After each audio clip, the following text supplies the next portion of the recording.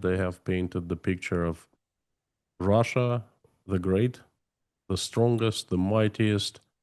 There was a period right after the start of the war in 2022 where Russian propaganda was put on pause because Russian army crashed magnificently, and there's not much they could say.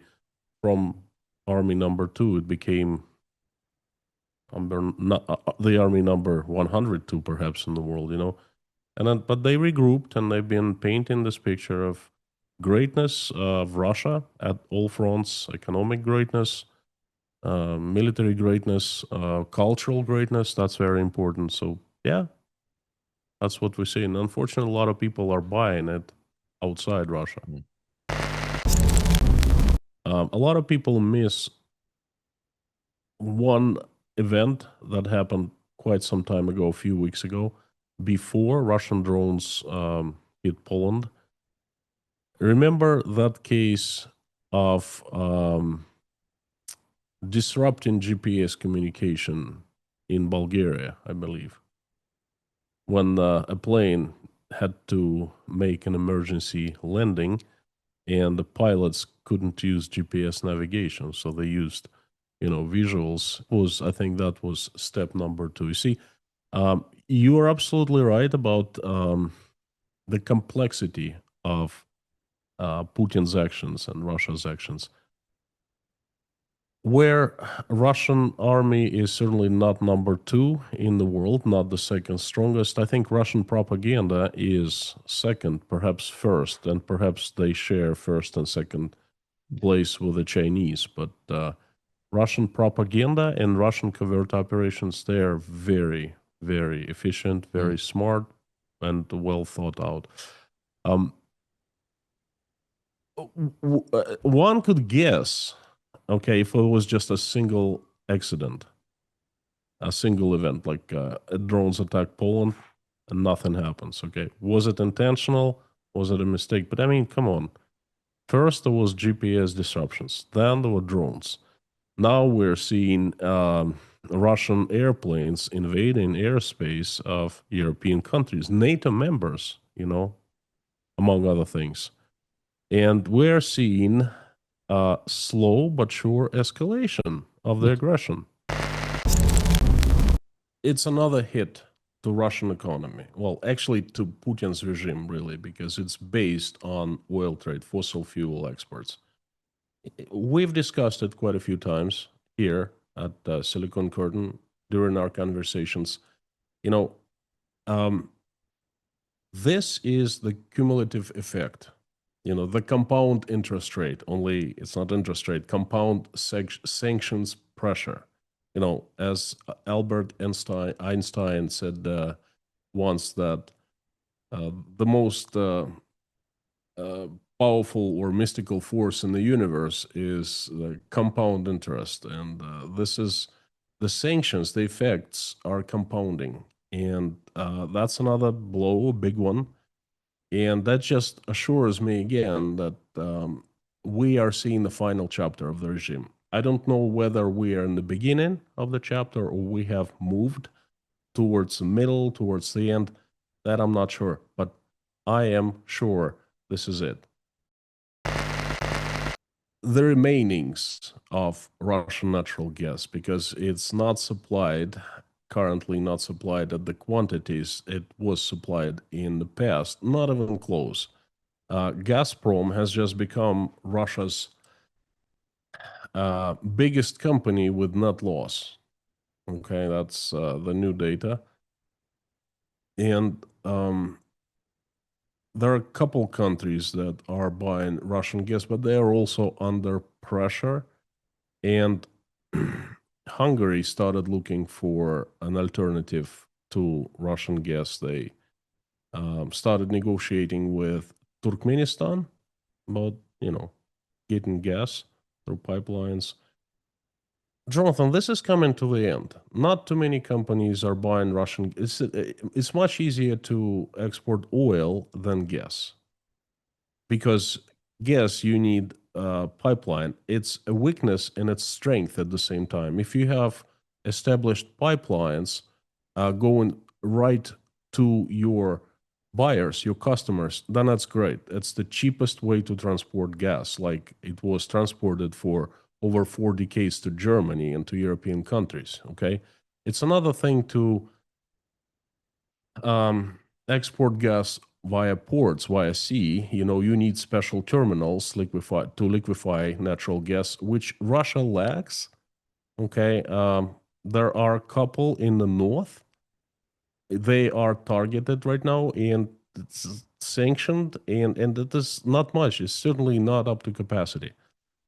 A very, very scary idea of Russia invading more countries. And as Russian, I'm not I'm scared for the Baltic countries, and I'm also scared for Russian people. It's going to be a disaster for Russia. Not for definitely for Lithuania, Estonia, Latvia, but for Russia as well. I'm not even talking about the Russians, ethnic Russians who Yep. live there. I'm talking about Russian people because their future, Russia is going to be wiped out of the maps. Okay, if that happens, um, it already has future in peril. Is it the right word? Yes. Yep. There are so many things have happened that basically erased good future from lives of Russian people and their children and perhaps their grandchildren. But if Russia attacks more countries, more neighbors, then that's going to be a big war, and that's going to be the end of Russia. Very scary. I have one doubt. I don't think that Russia is strong enough currently to support two wars, not one. In terms of military personnel, there aren't enough soldiers, there aren't enough armor, not enough fuel, definitely not enough money. That I am absolutely sure of. But then again, both Lithuania, Estonia, and Latvia are fairly small countries with not a big population, and if well, it's a big gamble because they're still part of NATO. Okay, and Yes, then they exactly. Yeah. invoke Article 5, and then what's supposed to follow is the whole wrath of NATO countries. Okay, that's what the NATO basically stands for, to help members out through Article 5. This is so very, very, very scary thought. Russia would not just attack the Baltic countries, it'll attack NATO, the entire organization. Okay, and how NATO responds, that's another question.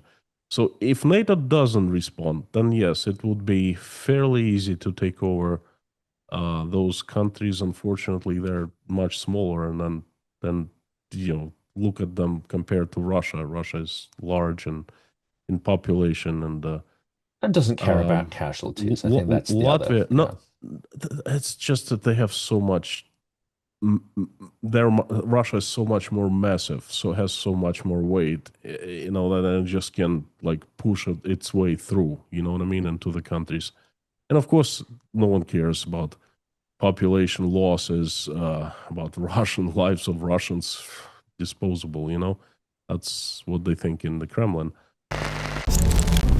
I'm proud to say that this series of Ukrainian Advent interviews is supported by The Steel Porcupine, a unique and powerful film about a country that refuses to lie down, a people who turn themselves into a fortress of needles when Russian tanks rolled in. The Steel Porcupine is an unforgettable cinematic experience that exposes Russia's campaign of extermination in Ukraine and the Ukrainian people's spirit to resist and prevail.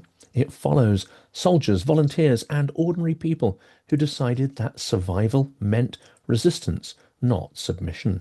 Introduced by Nate Vance, a former US Marine who fought for 3 years in Ukraine's defense, this documentary moves from the Bucha massacre to genocide endorsing Russian state propaganda media. The Steel Porcupine is a love letter to Ukraine and a battle cry.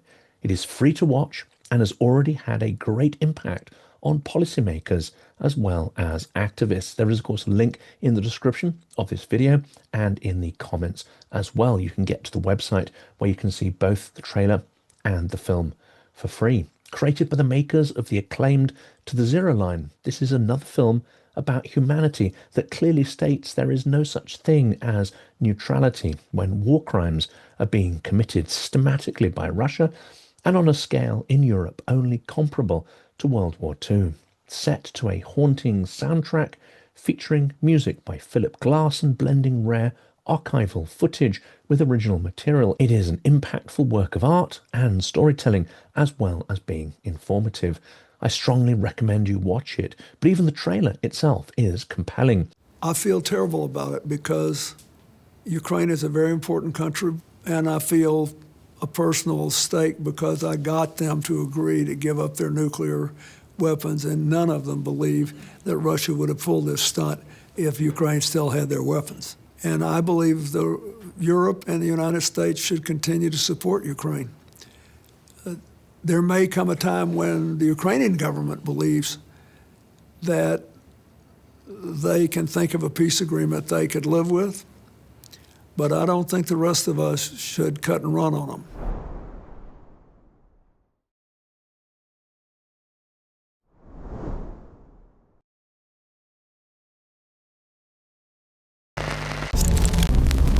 Primorsk, I believe that's an oil terminal, not liquefied That's oil. natural That's gas. oil, isn't it? Yes, you're absolutely right. Yes. There, yeah. But it's easier to transport oil because, there are still ways for Russia to ship it by sea. Although not too many ports, and each one of them is being targeted by the drones, and there's sanctioned pressure mounting, just like what the UK did a few hours ago. Piece by piece, they are forcing Russia to sell less and, well, actually, they're forcing everyone else to buy less and less of Russian oil. We're seeing the export to India dropped, not completely, but, a good deal. We are seeing, we're generally seeing the drop of entire export of Russian oil. And this is it. We're in the final stages. Russia does not export as much as it used to. The Minister of Economic Development came out and warned everyone that Russia should really switch to rely on other income streams, such as taxes to to modernize its economy so it creates more value, sells products, not oil and gas, but products, different products overseas and so forth, because he warned. He said, look, oil and gas revenues used to amount around 50, at certain years, 50% of Russian federal budget. And now they're 25% off, down to 25%, even 22. And the forecast is negative. So that tells us that Russia has lost its biggest bread maker, fossil fuel export. We're talking about details right now. That port was attacked by a drone. The sanctions by this country were enacted in that country, but that's just small details. The bigger picture is Russia has lost its major bread maker. And Putin and his group of friends, they've been feeding off that bread maker, okay? Mm-hmm. That's their strength. That's their ring of power. It's vanishing. It's not completely gone, but it's vanishing. It's taken a hit. The power is so much less now. And I think this is what's very important to understand. It's very unwise economic policy. Well, it's actually criminal because you're right. It's destroying Russia's future. They're borrowing from the economy for today, sacrificing the future. Any economist knows that. But that's just another proof that Vladimir Putin and his ministers, his government, and those who back his power, they don't care about Russia's future. They need to politically and physically survive now. For that, they need money now. they're trying to get it in any way possible. They're just sacrificing Russia's future by killing off businesses. Now, at first, it was a very high interest rate. Corporate credit was 23 to 27%. Then shrinking customer base because disposable income of Russian people is shrinking. High inflation, different kinds of sanctions. And now they are, putting the last nail in small and big businesses' coffins. They are increasing taxes. Well, they have increased taxes already, basically. And every Wednesday, I make another episode of my economic series, Russia's Economic Weekly Review. And that's where I speak exactly of that. And I give examples and from real life. And I'm going to do one today. There are going to be plenty of examples. Russian business owners, especially small ones, they are panicking. There is understanding among a lot of them that they cannot do business any longer with the increased taxes.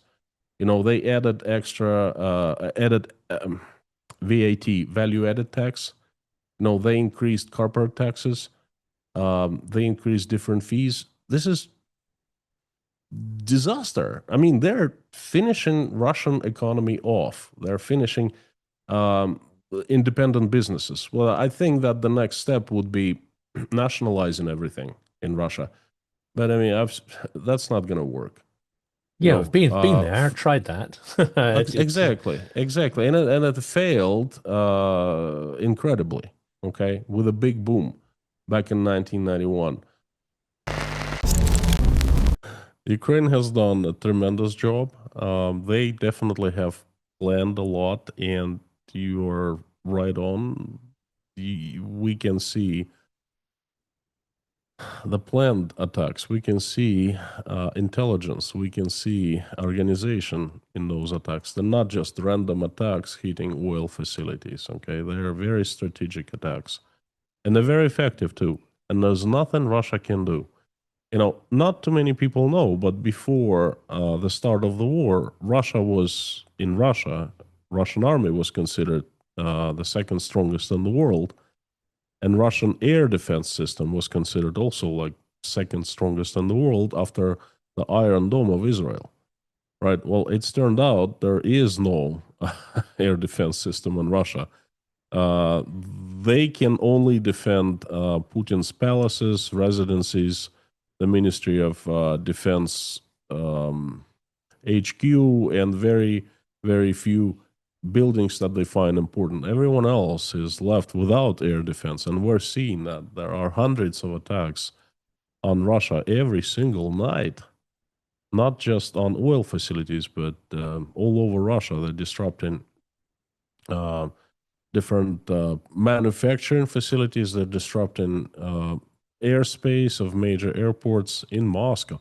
For goodness sake, in Moscow airports, the holy grail of Russia, and the Ukrainian drones seem to have no problem penetrating through. So there's no air defense. All 5 airports closed down just in the last couple of days, so it is fairly Yep. significant. Yep. And this is an inside information. I know a person who, they tried to recruit him into the position of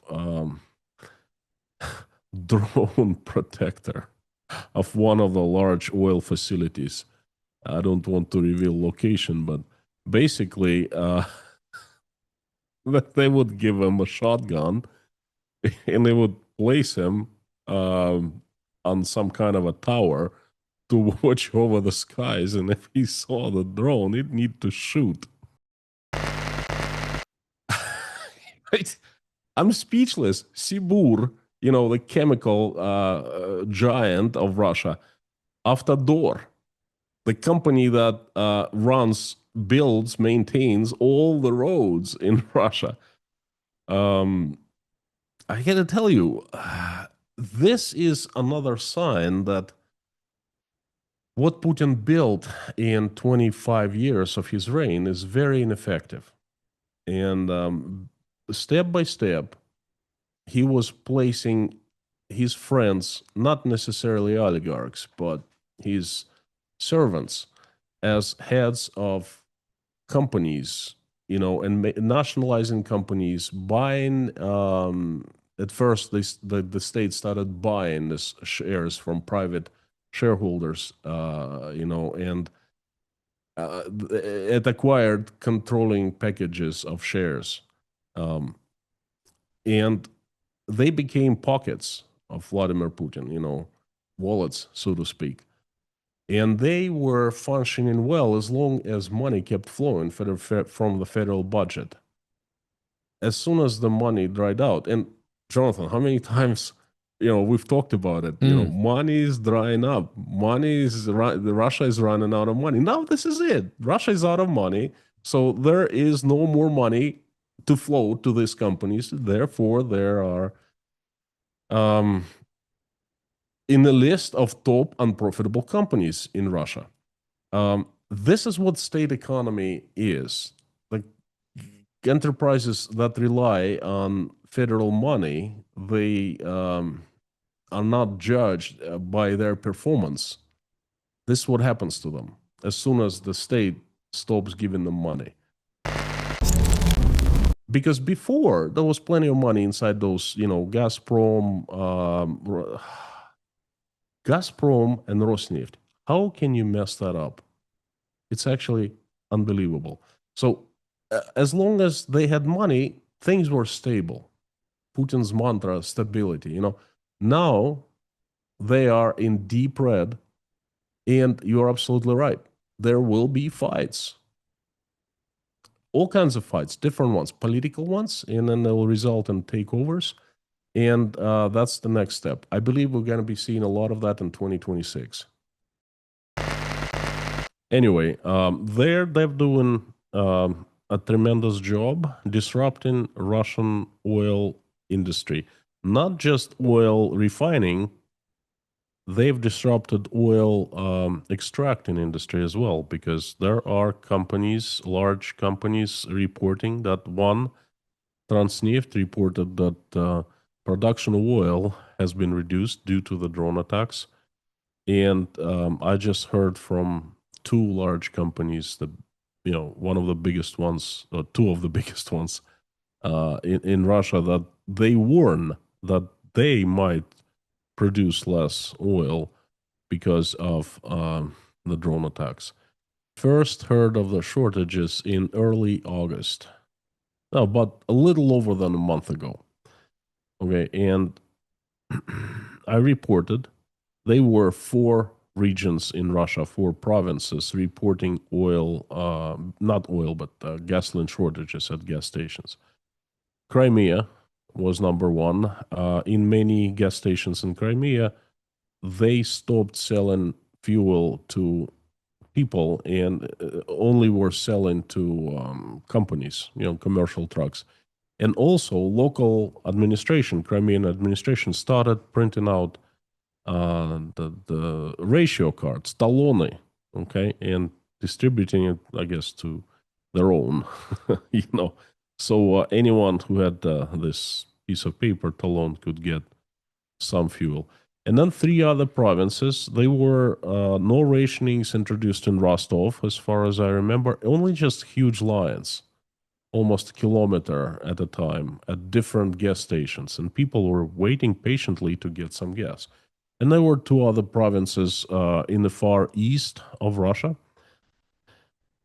And then it quickly escalated. In just 2 weeks, that shortage of fuel, of gasoline, regular, there are 2 kinds of gasoline sold in Russia, octane number 92 and octane number 95. I think in the USA it's regular and premium. Okay, so right now they're seeing the shortage of regular gas in 20 plus provinces. So it's spread like wildfire. it just proves that whatever Ukrainians are doing, they're doing it right, very effectively, and they're shutting down Russian industry of oil refinery. As of August 26, I have the latest number. August 26, 17% of oil producing of gasoline producing capacity was offline. I think it's absolutely different approach to heating oil facilities. Before it was just isolated attacks on oil refineries and oil storage facilities. Now it's we are seeing a very strategically placed waves. Drones come in waves and they hit the same targets on multiple days. So the facilities cannot be fixed. Whatever they fix gets destroyed again. And I mean, 24% is a speculative number. I've heard that too, but that's not been confirmed. 17% definitely has been confirmed. I think in reality, the truth is somewhere between 17 and 24, perhaps even 24 now, because there are strikes on Russian oil facilities every single night, really. Just on Friday, I think there were like 5 attacks. So I think it's getting to 24, perhaps even higher. So that's just the proof that whatever they're doing is very effective. Okay, they're nailing it this time. What you described, sending the migrants to the war and racism, those are minor details for taxi industry. The major detail is, there are 2 major details. First is there is a ban in quite a few provinces for non-Russian taxi drivers. Basically, migrants can't hold that job to be taxi cab drivers. And number 2, there's a ban on non-Russian made cars, and I think that's a federal ban. That is,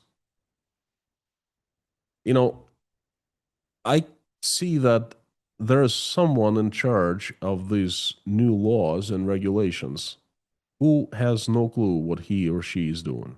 Absolutely no clue.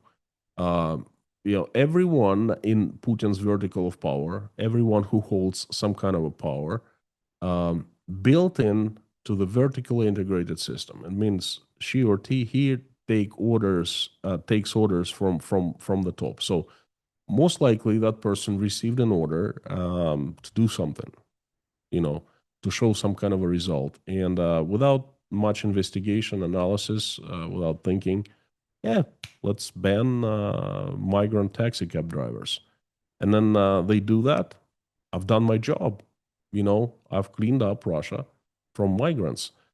This is one of the biggest problems in Russia right now. It's deporting tens of thousands of migrant workers from Central Asia, and they are blamed for all kinds of troubles in Russia that they do not contribute to. Okay, it's just Russian state needs to find someone to blame for problems of Russian people. That's migrants. So therefore, so many tens of thousands of migrants are deported every month, and many of them are not let to enter Russia. Okay, they turned around as they tried to enter. They're killing not just taxi cab industry, but other industries as well. And those decisions, if it looks like there's no one in charge, no one really, there's federal police and the KGB in charge, and the Russian Federal Migration Service. They have orders from the top that definitely don't go well with the economy. Okay, and then many top economists in Russia, pro-Kremlin, pro-Putin, they have voiced concerns, saying, "What are you doing? Why? Who's going to work?" It's bad enough that 3 million people have left Russia since the start of the war. The best of the best, the cream of the crop, the educated, the ones who have self-confidence, the ones who believe that they can make it anywhere outside Russia, those who have guts, they're the best. They are the revenue, the tax revenue generators. They create companies, they create products. They're the engine of the economy. They left. Now you're kicking out the migrants. What are you doing? So, Jonathan, again, I say the same thing. Chaos. Russia is descending into chaos. What are they going to do with taxi cabs? Well, with taxi business? I don't know. Imagine so many drivers at the, press of a button, stop working. The prices for taxi cabs going to skyrocket. There will be shortages of taxi cabs, obviously. And the thing is, Russia does not offer an alternative as public transportation. Right now, there is public transportation in every city and town in Russia. But that's changing. There are big problems because there are no drivers to drive buses, because there are no spare parts, because there's simply no money to buy gas for buses. Rostov-on-Don is in the middle of the biggest public transportation crisis right now. Many people walk and they take cabs because they can't catch bus. City of Lvov, in July, third of bus routes were canceled because the administration, the local government doesn't have money to subsidize any longer. And other big cities also following the suit. The fuel crisis. What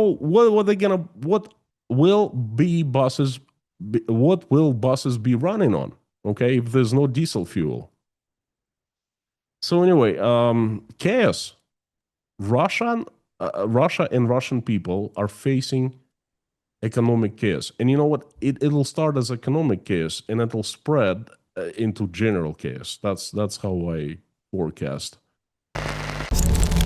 I don't believe that people will react to these different events directly, and that would cause them to stand up and start protesting, making themselves heard, and so forth. If it was the case, they'd be doing it already. There have been enough strikes. There have been shortages of gasoline. There currently are shortages of gasoline. There have been disruptions of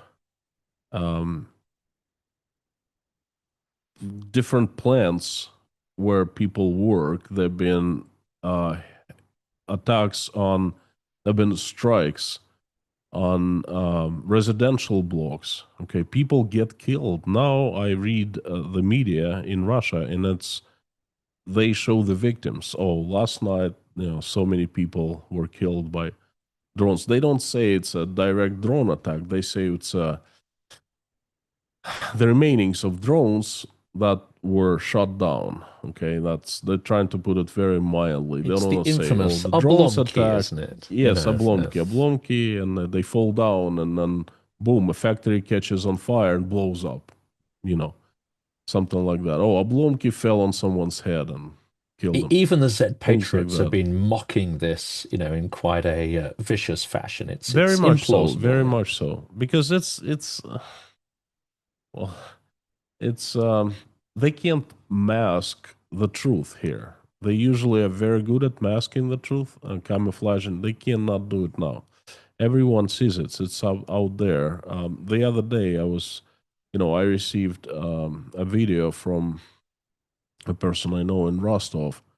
At night, there's a siren air attack in the city, in the very center of Rostov-on-Don, and it's out there just like in old war movies, And, well, people hear that. And when someone says, well, you know what, everything is safe, sky is safe, why the hell do you put on the sirens at night then? Okay, this is you can't camouflage the truth any longer at some points. But I don't believe that will lead to uprising, protesting, political, disobedience, things like that. Russians are professional sufferers, and that's not going to move them to stand up. But what happens is we are getting, Russian government works in a strategy of stepping stones, making small changes. And then over a period of time, there's one large cumulative change, so to speak. And then the same thing might happen when a lot of things happen over a long time and anger builds up, depression builds up, questions build up. And then sooner or later, they would lead to reaching a certain threshold and people actually start doing something. There have been two instances of, I can't really say it protesting, but dissent perhaps. Anyway, in Bashkiria and in Altai province of Russia, there have been two raids by the KGB on political, well, social, not political, social activists. And basically, older women were standing up saying, hey, what the hell is going on? Why do our boys come in back in coffins? Why do they make decisions in Moscow that affect our lives? Why do they send their politicians to lead our provinces? You know, we got to take charge. And then the KGB has made arrests today, and they are scared of that because it is very possible they're scared of old babushkas standing up and making themselves heard. Okay, they know that all these bits and pieces of protesting here and there can combine and lead to bigger protests, much more difficult to squish. So my answer is directly, these events will not make people stand up, but they will definitely cause enough pain, enough troubles, enough fear, uncertainty, and that will not go unnoticed. Okay. And then down the road, sometimes in the future, that might happen combined with other things. Okay. Not just because of the drones and successful Ukrainian drone attacks, but because that combined with other things that might happen in the future. That's my answer. This is one of Russia's dark secrets that is hidden right now. It actually started right after the start of the war. While I still was in Rostov in the summer of 2022, there was a horrendous case, and it was the first case, and it made public because no one knew at the time how to handle it. So all the media picked up the story of how, however we call this people, a veteran, I can't call them veterans, came to Rostov, and he was taking a taxi cab ride, and the cabbie was talking to him and said that, asking questions about the war. And then the cab driver told him that he didn't support the war. Okay, was very much against it. So the guy, without thinking much, took out a knife and finished the guy right off. Okay, and it was a shocking case. And after that, and after a few more cases like that, and they started popping up here and there very, very, very rapidly. After that, Russian propaganda came out with a rule how to report on such cases and how to not report. And basically, right now, they're trying not to report. That St. Petersburg murder was high profile. They couldn't really hide it that much. I'm just going to tell you of a recent case that happened in Rostov-on-Don. Former soldier came back from the war. He was seeing a minor, a girl. He grabbed her, and she ended up. They found her dead a couple hours later, and the guy was caught red-handed. Okay, no one reports on that. That happened right next to Rostov, not too long ago. A cannibal, convicted cannibal, returned to Volgograd, to the village where he had lived before, and he started threatening everyone in village, including relatives of the victim. You understood what he did with that guy, okay? That he's gonna do the same. And this is a wave of darkness that is rising right now, and the more those people, former soldiers, whatever, they come back to Russia, the worse it'll get. Right in 2022, after the start of the war, in Rostov-on-Don, the prices, the quantities of sold security cameras rose significantly because regular people, started buying more and more security cameras. That, I did a report on that like 3.5 years ago. It tells us that people understand and they try to prepare, they try to be ready. From what I understand, in the Kremlin, they also think it's a huge problem. And there are some rumors that people who make decisions don't want those former soldiers come back, because forget about the crime. Crime rate is going to skyrocket. Yeah, that doesn't concern the Kremlin much. But those people, they're very angry. They have seen death. They're very experienced, and they have weapons. That is the force that is really hard to control. And I think that concerns Putin and his friends a lot. There are rumors, definitely rumors. There are some experts, including Michael Naki, who come up with numbers. The Ministry of Defense of Russia doesn't confirm anything. How can I say?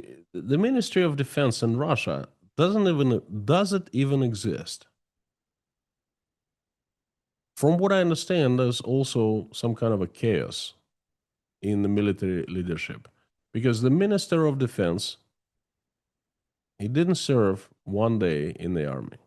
Okay, he's the former Gosplan economist, former Putin advisor. Now, he was made the Minister of Defense 18 months ago. We haven't heard from him ever since. He's disappeared. Where is he? I've seen him 2 or 3 times in the news, and that was it. When the Ukrainians moved into Kursk province, he was so scared sitting next to Putin when they were assessing the situation that the camera didn't even show his face. He's terrified. Well, he's not the military guy. Now, the generals, you're saying that they treat humans inhumanly. I don't think they care much. All they care is to remain at their jobs. That's their goal. Okay, and they demand certain results, and I take it the results are moving further into Ukraine from the lower rank commanders, and they give commanders all the power to do whatever they want to do, and there we have it, the Russian army. This is the whole country is descending into chaos, and Russian army is also part of that chaos, part of that process. Okay, there is definitely something rising on the horizon, because obviously they're running out of people very, very fast. Something that we both should be looking at is some provinces are increasing bonuses, sign-up bonuses for signing military contracts, and some are decreasing at the same time. For example, Tatarstan decreased by 5 times and made it the bare minimum, 400,000 rubles instead of 2.9 million. Okay, so this is a very, very interesting process going on, and I think this is a forerunner of something big that will happen in Russia until the end of the year. It could be a black swan event. Let's keep our eyes open, and I certainly am monitoring the situation. If you recall our conversations from a year ago, a year and a half ago, when Putin was just, I was going to say campaigning, but he didn't campaign. Putin was going to be made the president of Russia one more time. That was a 6-month period of what I call sugarcoating. Because if you turned on any Russian TV channel, any Russian media, would read any newspaper, you would see the very same officials, Nabiulina, Siluanov, Grev, coming out and saying how great everything was, how Russia was circumventing the sanctions, how economy was going strong, and everything was going to be fine, and the future was very bright. And then they carried on throughout the summer of 2024, and then all of a sudden the tone of their voice is changed. All of a sudden, not so bright future any longer. All of a sudden, potentially problems on the horizon. Now, when we fast forward to today, they are sounding alarms. Okay, and you've got to understand, this is the very first time in the history of Russia the situation like this is happening. And of course, those top officials, they do have their roles. Okay, it's really hard to disagree with Fagin, but you also have to consider that for the first time, they see fire, not smoke, but fire through the smoke, and fire is approaching to them. The situation is so dire that someone's got to answer for that. And who is going to answer? The very first person is Elvira Nabiulina. Why? Because she's not one of Putin's men, women. She's independent, supposed to be independent.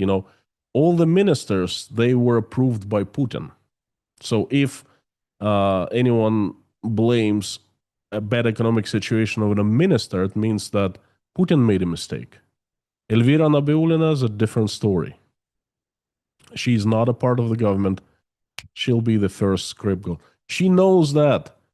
And then she starts sounding alarm. She speaks up. She's saying, hey, she's told many times of the war, only in her language. She usually doesn't address it directly, but she says, well, we have such an extraordinary situation with spendings. Well, no kidding. We'll understand. Everyone knows what that where means. the spendings go to, right? Yes. So if we don't stop that, then inflation would be going up. So she's been saying that. She's been warning. When they come for her, she say, well, wait a second. I warned you many times. Okay, so she's trying to secure her future at least as much as she can. But you know what? Siluanov and the rest, they will be next. I mean, we have one minister dead. The federal minister, Starovoyt, dead. Died under very mysterious circumstances. It's not some CEO of a large company, it's not some deputy of the government. That's the federal minister, one of Putin's people, one of the one who spoke to Putin regularly and spoke just a couple days before his death to Putin directly. He's dead. It was an accident, surely. You have such a suspicious mind, sure. Konstantin, Yes. Pardon me for overthinking. Of course, things are much simpler than that. But what differentiates Starovoyt from, let's say, Siluanov? I don't see such a huge difference. So, I think that all the officials, I think they're in panic. Because, yes, they're playing their roles, but they know that they're the first ones on the line to be made responsible for this situation. And it's not hypothetical situation around the corner in the future somewhere. Jonathan, it's now. It's now. They just made a decision a few hours ago. Well, they made a decision before, but they announced the decision to raise VAT, value-added tax, by 10%, by 1/10. I was going to bring that from up. That's 20 big. to 22. Big. This is huge. This is a disaster. Okay. What else do we need to know about the state of Russian economy, the budget deficit? What else? Tell me. This is it. It's bankrupt. As you said before, Russia's economic train has come to a full stop at the station, and it's dead end. This is what it is. They are raising corporate income tax next year, starting January 1st. They're raising personal income tax. They're raising different fees, and they're cutting so many subsidies. What else do we need to know about the current state of Russian economy? It's at the dead end. I think this is a signal of desperation. And the thing is, lately, we start seeing multiple signals. Vladimir Putin flying to the Central Asia summit and getting humiliated by the president, Azerbaijan President Aliyev. Vladimir Putin hates to apologize, but he hates even more to be humiliated, and he was humiliated. Okay, and basically, he's the one who self-humiliated by asking Azerbaijan president for forgiveness. He said that he did not do that before because he was only informed of the truth of what happened with the plane days before going to the Central Asian summit. Well, perhaps he's very inadequate, unprofessional manager, the president, and he needs to resign right away, okay? Because his own servants keep truth away from him. That's not good. You know, in business, that's enough to get you fired if you are a C-level executive and you report to a CEO and you say, well, look, I'm sorry, but the data that I was giving you for 9 months is wrong because my employees didn't provide me. I didn't know. I just called them a couple of days ago and I got Not the a truth. defense either. If you're a is what- CEO and you use that excuse, you're gone because, as you say, yes, it's not an excuse. You're the director, and that's a you fatal carry the mistake. can. That's what it is. Yeah. Yes. That's one sign. What you said about this big ordeal going on right now, Russian state is outlawing everyone who is who in Russian opposition based abroad. Well, this is a sign of weakness because they feel that finally they are so weak that this opposition actually can move, can do things, can take actions. Okay, before they felt untouchable. Now they feel that situation is changing. For 18 months, well, for probably 2.5 years, this group of people more or less was together. They met regularly in Europe, in other countries. They discussed, they had a summit, I don't remember, a year and a half ago, perhaps, where, they had a fight inside. And it was okay. They were not criminals back then. And Russian government didn't find them threat. Now it understands its positions, Putin's positions are much weaker, and they are making their lives of this opposition so much more difficult. Definitely a sign of weakness. And for the viewers, Putin has two scenarios. The first one is called carrot, and the second one is called stick. Carrot is money. Russia has been lucky to have fossil fuels, abundance of fossil fuels to export. It's been exporting for the past 50 years. Okay, and that's the richest country in resources in the world. And Putin always had lots of money at his disposal to fix any problem with money, to flood people with money, to shut them up. And that worked. Every single time it worked. Well, not every, very rare occasions it didn't. Then he used sticks. And we understand what sticks are. He used a stick on, well, it wasn't Putin, but remind me, this Russian politician, former, I forgot Boris the name. Nemtsov. Nemtsov, of course. Nemtsov, yeah. He used the stick on Nemtsov. He sent a message to all the opposition. Now, you know what? He's going to use, he's run out of carrots for people. For the politicians, for the members of the vertical of power, for the judges, and for regular people. Okay, everyone hears that siren in the middle of the city at night. You can't hide it, okay? And you don't have much money to give people saying, hey, look, take this and shut up. No. Instead, he's going to use sticks. And one of the sticks is, oh, there's plenty of sticks out there. Legislation that doesn't allow anyone to say anything any longer.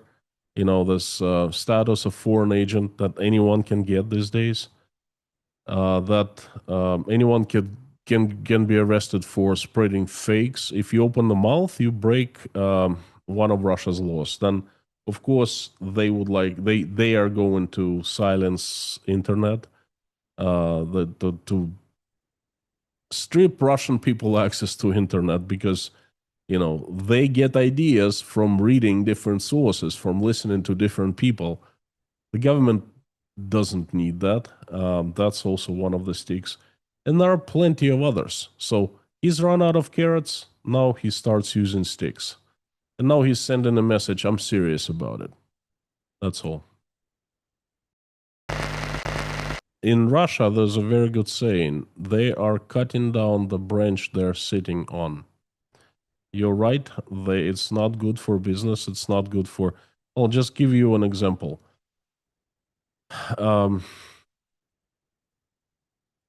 You increase taxes, and then you get decrease in tax collection. Why?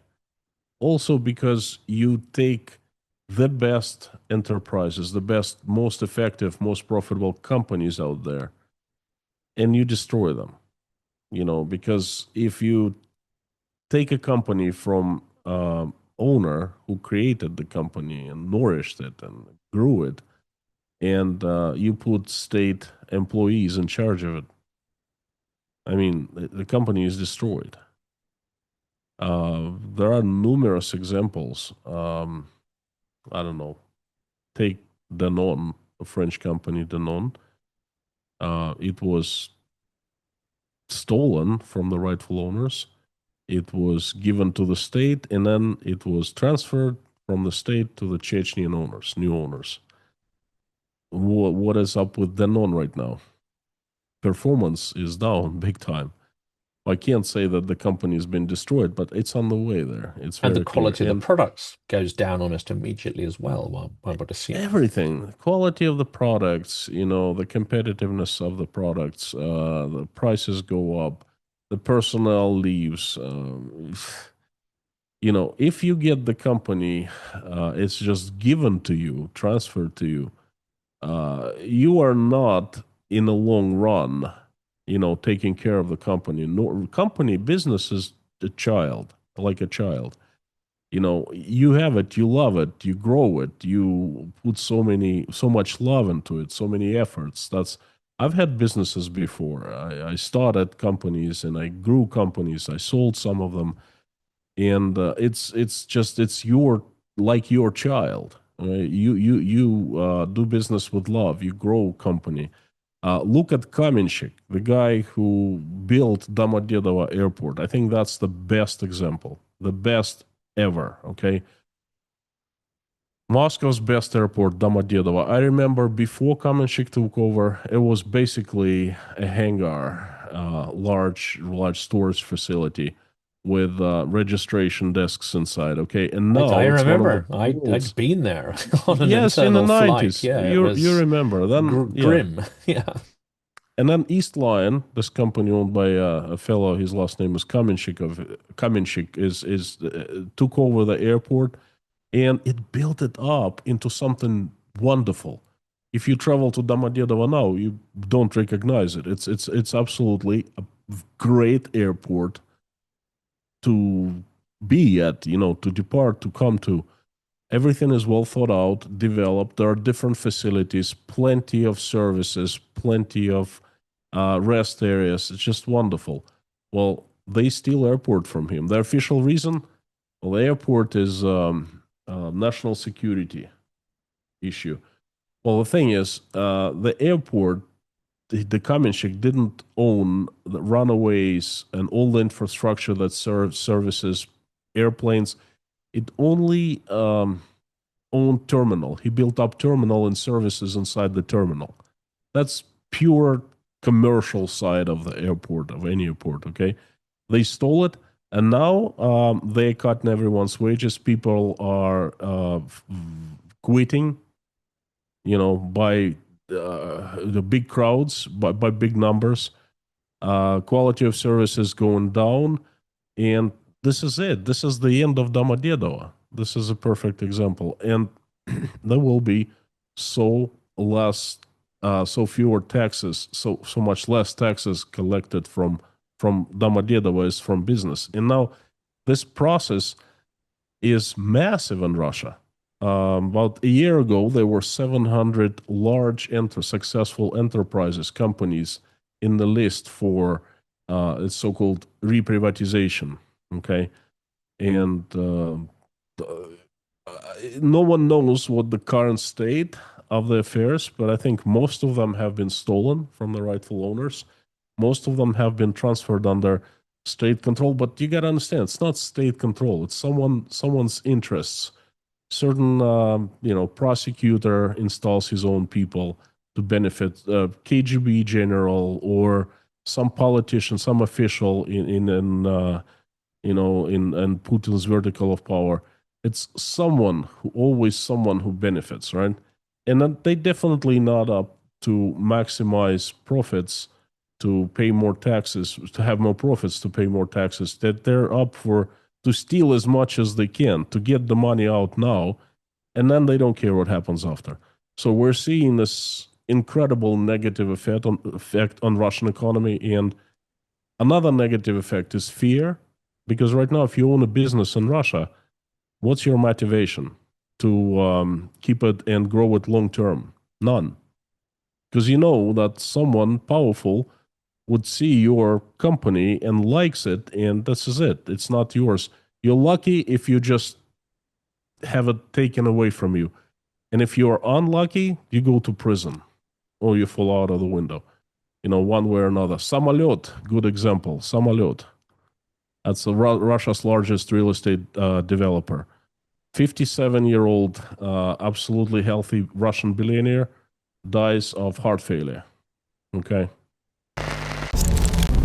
You don't have to break Russia apart to liberate people. Okay, that can be done in different ways. Russia is a federation. Okay, it's just the federation on paper. It doesn't work. This federation doesn't work as federation in reality. All you need to do is to make it real federation. And a federation means that people on the ground in the provinces in different parts of Russia, they have so much more power than they have now. Okay, that's one way out. Will Russia break apart? Will things change drastically? Will freedoms return to Russia? Will people take back freedoms that have been taken from them? No one can tell right now. I mean, this is. I certainly cannot forecast anything. Okay, I know that there are paths, different paths, and there are probabilities of each path. Which one is going to be taken by the country? That I don't know. It's not looking good for Russia right now. The KGB is all powerful. Putin's regime seems very strong. But let me remind you, the Soviet Union looked very, very strong on August 17th of 1991. And on August 23rd, it did not exist. Okay? I'm seeing more and more parallels from between now and 1991. And Russia may fall apart. Well, I shouldn't say Russia. The Putin's regime might fall apart. So many points of pressure mounting right now. And if there's one event, I call it Black Swan event, okay? one event that creates disturbance in the country, it might trigger all other, pressure points, and there will be fire that will consume Russia in 1 day, 2 days, very, very, very quickly. Again, I'm guessing. I don't know.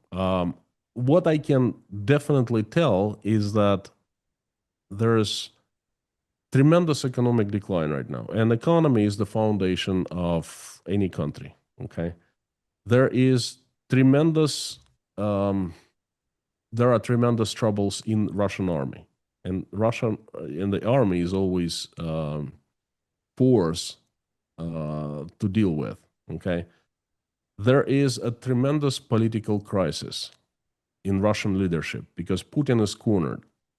He doesn't really have he doesn't have a way out. He tried to play the Trump card for some time, but he failed. Okay. His economy is falling apart. Army is falling apart. It's not moving anywhere. The only way out he has right now, well, it's actually not even a way out. A way to prolong his power is to tighten the screws in Russia, to descend Iron Curtain, to ban Russians from leaving the country, just like it was done in the USSR, to call up another mobilization or to call up the reserves, the reservists into army. There are different ways. So he needs to escalate domestically. He cannot escalate, at least I don't see possible ways of escalating, abroad, like starting the war with Europe, because at this point he doesn't have much resources. Now, there could be an exception of the Baltic states, and we talked about it a couple of weeks ago. Okay, we're still waiting for that situation to develop. I'm keeping my eyes open. But other than that, he doesn't have resources. He had to go and beg for forgiveness from Azerbaijan president because he can't afford two fronts. And it seemed like Azerbaijan was opening the second front, albeit was just informational, but it was also supplying, as a symbol, it was supplied some jets to Ukraine, things like that. So Putin had to step over himself and close that front. Okay, so I see that an incredible pressure is mounting everywhere, and it cannot, that the Putin's regime and Putin himself, they cannot hold for forever. I mean, I see cracks already happening in the vertical of power, and it all starts with one small crack, and then That's it just it. Yeah. widens, and this chasm, and an event happens, a black swan event, and then everything falls apart in days. The USSR fell apart just like that, and I think that Putin's Russia will fall apart just like the USSR did. We've come full circle. We've come where we came from to the same. We returned to the same point. That was the way of the USSR, because there was nothing that could belong to you. Everything belonged to the state, but just to get by or to make money, you'd steal from the state, and stealing was considered normal. It was not considered anything shameful. No, people were proud when they stole from the state. It was something to brag about, and I would say there's a nobility there if you look at the ability. Yes, yes, there Криминальное was. чтение and the Воды в законе and all that kind of stuff.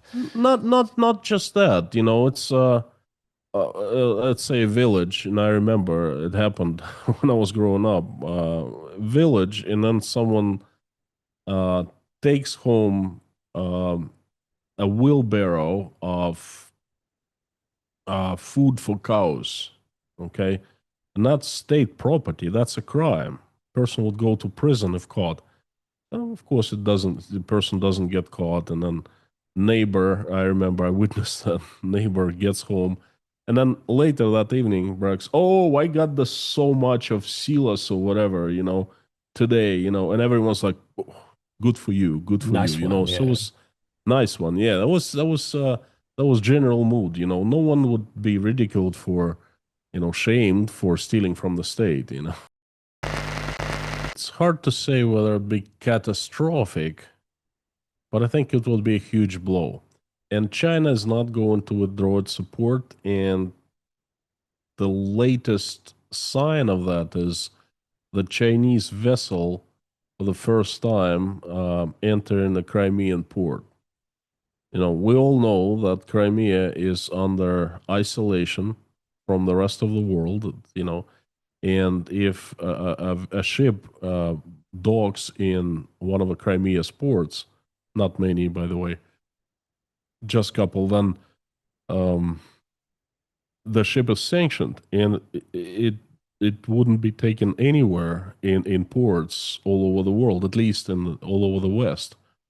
Okay, and Chinese always respected the sanctions. And now, for the first time, it seems like they have complete disregard, and they openly docked in Crimea and, shipping things there, taking loads from Crimea. So that tells me that they're not going to withdraw. Alexander Dugin is the philosopher who is the creator of Russian world concept. And he is the one who has sold this concept to Vladimir Putin. And what Putin and Russia has been doing is based on this concept. And he is not just very close, he's on the very inside. He is the inside of the regime. He is, as from what I understand, Putin's friend. They talk frequently. I personally am very concerned about that.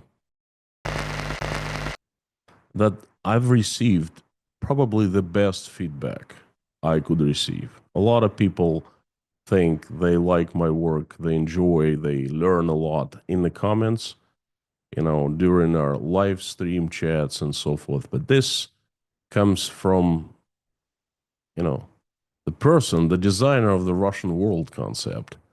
Okay, he, what I said in an interview intimidated him so much that he had a very emotional outbreak, calling me a traitor, my information lies, and so forth.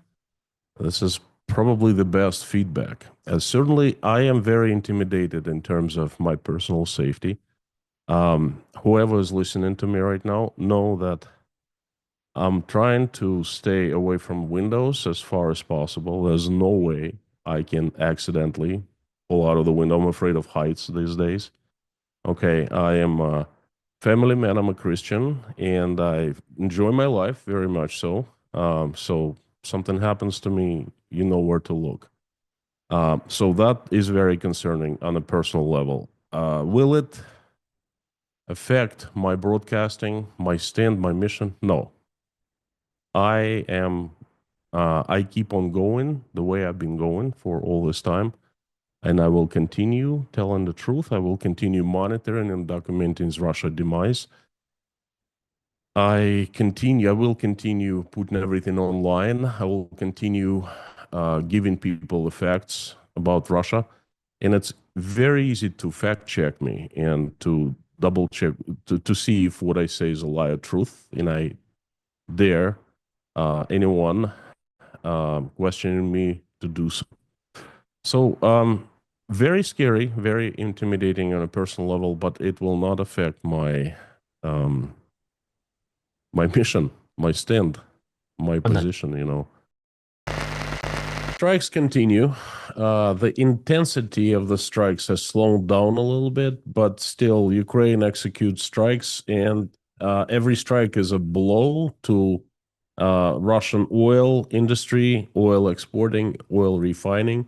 So they used to concentrate on oil refineries. Now, it seems like the strategy has shifted towards oil exporting, oil transportation. The Novorossiysk bombing not so long ago. It takes more and more capabilities of exporting Russian oil offline. And we're looking at the system right now. It's not just the Ukrainian strikes, it's the American sanctions on Rosneft, Lukoil, it's the attacks on the shadow fleet. Russian export is shrinking, and troubles inside Russia and domestic market are still there. Russians have patched up the industry, the market quite a bit, but there are still troubles. Well, Vladimir Putin is a strong man. I think it's in its purest form. And he only understands the language of strength, language of power. That's the language he speaks himself. Okay, you can't appease Putin. You can force him to make some decisions, but appeasement, we've seen it so many times already, just doesn't work. Okay, well, let's take this oil industry one more time. There's so much going on right now inside that we're not seeing. Perhaps you're right. I don't know why Ukraine has slowed down in the strikes. Okay, but all I know is that despite Russians have picked up a bit, there are different processes going on that are reshaping Russian refined oil product industry. So many smaller operators are either selling their businesses for pennies on dollar to large oil producers or simply closing their doors. And that trend is going to stay, okay? Monopolization of the market is happening, and Ukrainians have done it, okay? They have forced Russians to new rules of the game. That's language Putin understands. I'm afraid that's the only language he understands. So you have to be strong, that's all. The first scary moment was probably as scary as this Dugan's moment was when I caught the KGB operatives following me in real life in Tashkent. That was scary. It's happened 4 times since then. The first one was the scariest. And now Dugan making comments and reposting my interview on his page, on his Twitter X page, was equally as scary. So, and this is my take. Now, we've been doing these conversations for over 3 years now, and they're regular. And you are the witness that I have always stood my ground on this idea that the victory for Ukraine will come not from the front lines, but from inside Russia, from regime imploding and collapsing. Because the war and the regime and the economy under the regime, they're not sustainable. And this is finally starts happening. I've been talking a lot about the economic tsunami, the troubles in Russian economy. Well, everything I've talked about has materialized now. Came fall 2025, and now we are almost in winter, and then we're seeing an incredibly dark picture in Russia. And the troubles are brewing inside for the front lines. Russian oil dropped to $36 per barrel. This is it. This is the death sentence. And it's not sometimes in the future. It's not around the corner. This is now. I have researched. I did a report on that last Wednesday at my weekly economic review on Inside Russia channel. And it's really hard to say because there is no official data. Okay, but most experts agree that, to the best of their knowledge, that full cycle production, not just extraction, but maintaining existing oil fields, getting the water to pump into the wells, maintaining the future recognizance for oil, paying the government because oil is very taxed, highly taxed in Russia. So this full cycle production is around 35, 36, perhaps even higher, a little higher, $35, $36. So we are right there, not making much, even if it's a tad bit lower than $35, still compare that price to, 70, 80, 90 that Russia was selling oil in 2022, and even higher prices. This is nothing. Russian economy is not sustainable because the only, one major income source is fossil fuels and mineral resources exports, and that's collapsed. And fossil fuels used to be half of all federal budget. So the time has come for Putin. Something needs to be done. Now, there are different pathways. One pathway is to close down Russia, shut it down completely, order everyone to stay inside, so to speak, and start ruling with an iron fist like Russia has not seen before. Okay. Another way is to somehow stop the war and start paying attention to the domestic issues. Now, that's shaky ground, but that's more doable than the first path I told you. And then as soon as that time comes, the time of complete demise and soon demise, Vladimir Putin gets up and starts saying, oh, you know what, let's negotiate peace. Now I'm for real. That back in Alaska, it was just a show, wasn't peace summit. February, March, April, May, forget about that. Now is the time. Now I'm ready. Now I'm ready to make concessions. Now I'm ready to negotiate and make deals and move things. The same thing is happening in America. Trump enjoyed support of his voters for so many months, and now his support is vanishing. The Epstein papers has hit the ground off his feet, definitely. Then there are political fights within the Republican Party. We're seeing them right now. Okay, then we're seeing that the support is diminishing, and the future doesn't look very bright. I'm not an expert on American politics, okay, but from what I understand as just a spectator, I see that the tide is changing, okay, and the Republican Party is very, very concerned about the upcoming elections, and so something's got to be done. Something's going to be done for the political leadership in America, and something's going to be done for the political leadership in Russia. And coincidentally, we are seeing this situation of yesterday was like, okay, business as usual. And today it's like, no, the peace deal got to be done in 3 days, or we're going to crush Ukraine. We're going to pull all the support. No, negotiable.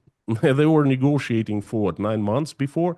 Now all of a sudden it's not negotiable. So it shows me that someone really needs to stop the war. And then Russia certainly is not going to stop it not on Putin's conditions. Basically, they want on Putin's terms. I think it's a fact. The price did drop to $36. It rebounded a bit, but still, it's incredibly low price. The discounts now reach $20 of Brent. Now, it's really hard to say whether this price is already below the production cost or still above, still some profits are made. I tried to research. There's little information on how much actually Russian oil costs to produce and export. There are different numbers from different experts, but is it my understanding that the full cycle price, meaning from investigating oil field to shipping it out overseas, is in the mid 30s, low to mid 30s. Okay, so at $36 per barrel for Urals, Russian companies don't make a lot of money. They barely make anything, and that's a huge blow to Russian budget. Okay, to the cash flow for Putin. And don't forget that it's not just about the price, it's about the volume as well. The volume of Russian oil shipped overseas, exported, has been dropping significantly in the last couple of months because Trump did something right. He did something strong. He made the decision to sanction Russian oil, not in a hypothetical way, but he placed direct sanctions against Lukoil and Rosneft. And you know what? Surprise, surprise. The sanctions work. And right now we're seeing that Putin, in panic, flew to India to make deal with the Indians, with Modi, to persuade them to continue buying Russian oil. Okay. He wouldn't have gone if things were all right with Russian oil. Okay, but he did go, and it was not the planned, but it was a rush visit. So it is panic, and it reaches all the way to the very top. Russian budget is in deep trouble, close to $10 trillion. The deficit will be by the end of the year. And they're printing money like crazy. And oil, the biggest bread maker for Putin, that precious that gives him funds, resources to finance the war and finance his servants, the Siloviki. Yeah, it's kind of not there any longer. So yes, panic. Just as we discussed, remember, in the beginning of the year, forecasting that the end of 2025 would be extremely hard for Putin and for Russia, and then it's happening. So both of us were right on. One step back, I want you to notice one thing. Now, let's look at the situation between these negotiations that are, quasi-negotiations that are happening. It's bullying. It's not negotiations. It's forcing Ukraine to surrender, basically, right? It's sign here, it's not... right, sign here right now. You don't have time, okay? I come from business, okay? Business environment. I know how people push and demand and blackmail, and, so that's how it looks like. But now, Putin needs peace or ceasefire on his terms. And his terms, we know what they are. Land, NATO, non-involvement of NATO, reduction of Ukrainian army and so forth. They've been saying that for quite some time. So I don't think he will,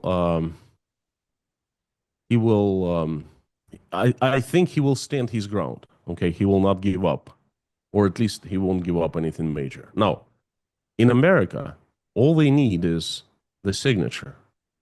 No matter what kind of a peace agreement, Ukraine losing sovereignty or Ukraine staying sovereign, I don't think on that side of the pond they care at this point. Okay, they just need the fact. Okay, we stopped the war. I stopped the war. They signed. I am the peacemaker. I brought the parties together. And what they signed, who cares? It's their business. They agreed on that. Okay, so they both parties, the USA and Russia, are going towards their goals. It's just the goals are different. Okay, that goal in North America, they don't understand Ukraine. They don't care much about Ukraine. Okay, and somehow it's coincidental that these two big countries, they have the same goal, or the same goals all of a sudden, and they trying to achieve their goals, okay? And they coincide, because before, the situation was so much different, America had different goal. It always backed Ukraine, it supplied weapons, it said, okay, we need Ukraine that is free, sovereign, and so forth. Now the tide has changed, and that just gives a lot of food for thought, don't you think? You just one thing I might disagree. They both on both sides, in Moscow and in Washington, they might know that about Ukrainians. They might know how free-loving they are, how resilient they are, how courageous they are. It's just one or both parties, they just might not care about that whatsoever. No, I don't Because think they they have care, different yeah. political agendas. Yeah. The Kremlin has its agenda, and the Washington, what it seems now, has a very different agenda, okay? Used to be a guarantor of peace and stability, political status quo in the world, and now I'm, I don't even know how to comment that. What they're doing is I don't know how to say that. 1%, we've been hearing that a lot throughout this year. 1% growth. What a difference from over 4% last year, right? What a downgrade. But I think that 1% growth number is sugar coated, very, very sugar coated. And no, I've said it all along. And now some of Russia's top experts, even those who are employed by the Russian state, they come out and say, well, very cautiously. But here and there we hear, well, perhaps it's going to be negative growth. In other words, recession, decline. So I think that 1% is a very sugar-coated number. Now, I think that we will see the decline this year. I'm not sure whether they will announce it officially or not. We'll see in a few weeks, basically in 3 weeks. But I think this 2025 is minus, in the red. And then for the next 7 years, I dare to make even a bolder forecast. It's going to be longer than 7 years. I actually would like to hear the arguments of those who say 7 years. Why 7 years? The thing is, in order for Russia to start growing economically, a few things are needed. First of all, free markets, okay? And then, well, obviously the end of the war and peace with the rest of the world and with Ukraine and conditions of peace. Russia needs to have the rules of the game, some kind of economic stability, and it needs something that would be generating revenues for Russia, profits. Now, forget about natural gas. That's gone. Europe has made laws banning to buy Russian gas starting from 2027. Forget about oil, because Russia is in trouble of pumping oil. It has very old oil fields, developed oil fields. I'm sure there's plenty of oil in Russia and other places, but undiscovered. And Russian oil companies need billions and billions of dollars to invest into the process of discovery. Discovery, assessment, and so forth. And it needs money and technology. And that can come from the West, from the rest of the world, right? Because there's no money in Russia, there's no investors, and there's no technology. So they need to go to other countries and say, hey, we know you have the technology, we know how, please help us. Now, obviously, in order to do that, the conditions have to be very different. And I really doubt that within 7 years, a lot of Western or foreign investors would return to Russia. I mean, there's so many. I mean, that'd be just insanity. Okay. So, Very what else unlikely, can isn't Russia? it? Yeah. How else can Russia, earn? Where can it get the revenues from? Oil is getting outdated because the world is slowly moving. It's a very slow movement, but it's still moving towards renewable energy sources. Now, more and more oil are being discovered. Now, Venezuela, I think, just about to start selling its oil again.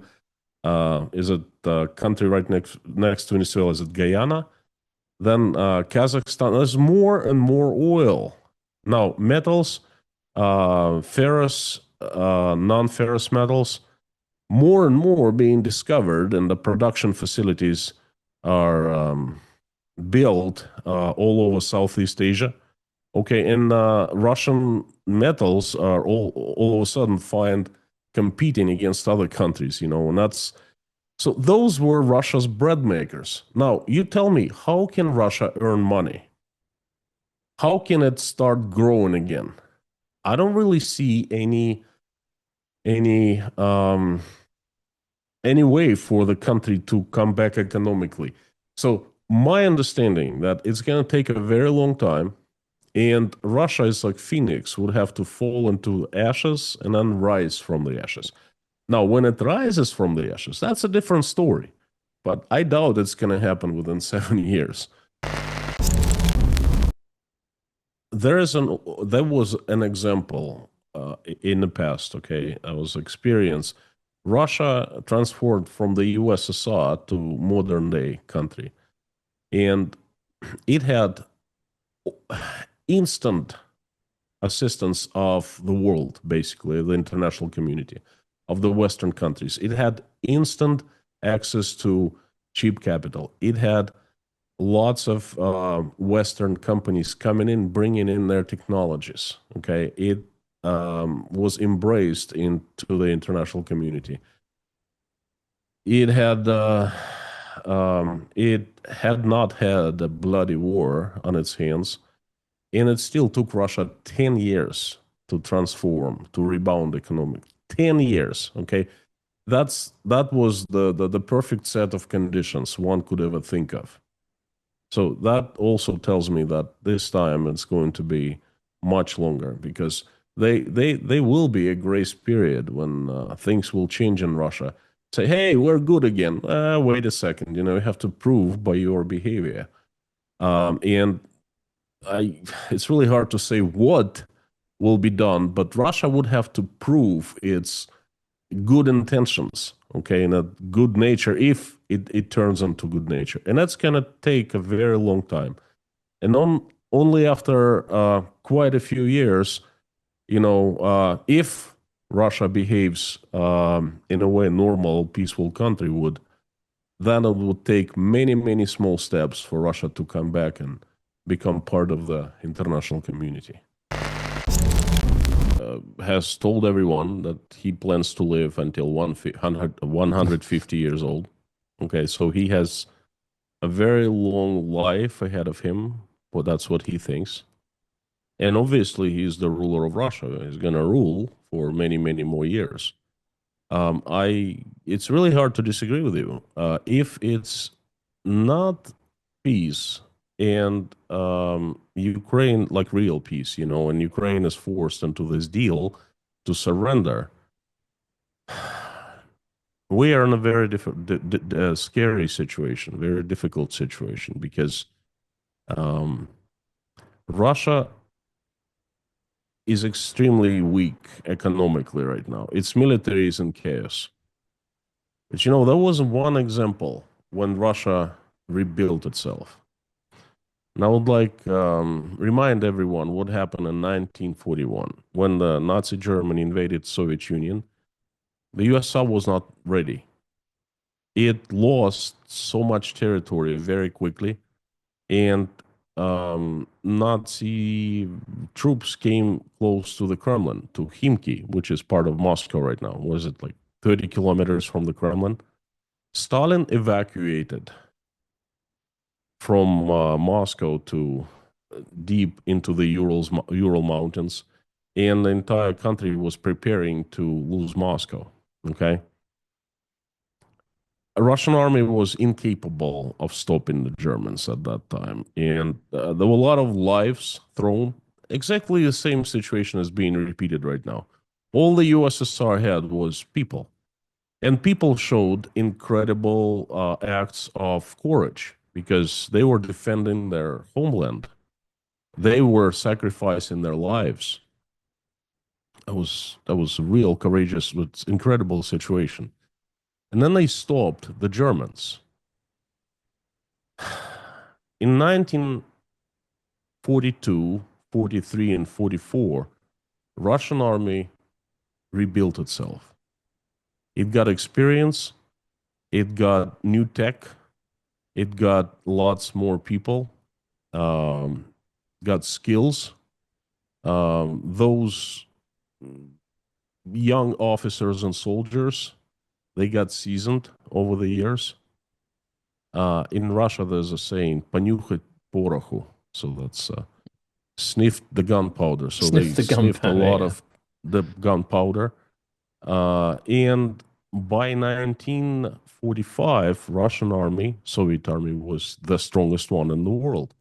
Same happened to the Russian, can say economy, because Soviet, it was a very odd economic model at the time. It was mobilized war economy, but by 1945, it was in full speed. Rebuild factories, new factories, producing lots of very advanced tech, lots of armor, lots of planes. There's a chance that the history will repeat itself. There is a chance that if Putin is given a break, if he can breathe and catch breath, then he will start rebuilding both economy, which is not an impossible task. Okay, it's a very difficult task, but it is possible. I mean, look at North Korea, look at Turkmenistan, look at these countries. Now, we're stepping on the ground where I can tell you lots of things about. That's my favorite topic to talk about, Russian economy, well, economy in general. And here I can tell you that there are possibilities. Oh boy, those people in Russian government, they are smart, heartless, ruthless, loveless, but smart, brilliant. They can change things around. Look, Russia is at the better situation than the USSR was, because the USSR was one huge, clumsy, hard to control economic machine, planned 100%. Russia is not planned. Now, large corporations, military industrial service complex is definitely 100% planned by the state, owned by the state. But also, there's a facade of free economy, free market economy, and there are laws that allow people to do business, to earn money, to create product, to create value. That's hugely important, because take that out of the equation right now. Close all small companies and say, "Hey, people, you can't do business any longer." You know what happens? Shortages of food, shortages of electronics, shortages of everything, shortages of services. Okay, Putin is using this. It's like a hybrid model right now, state and free market economy. Okay, the free market economy model has shrunk. The part has shrunk a great deal, but it's still there, and it makes Russian economy resilient.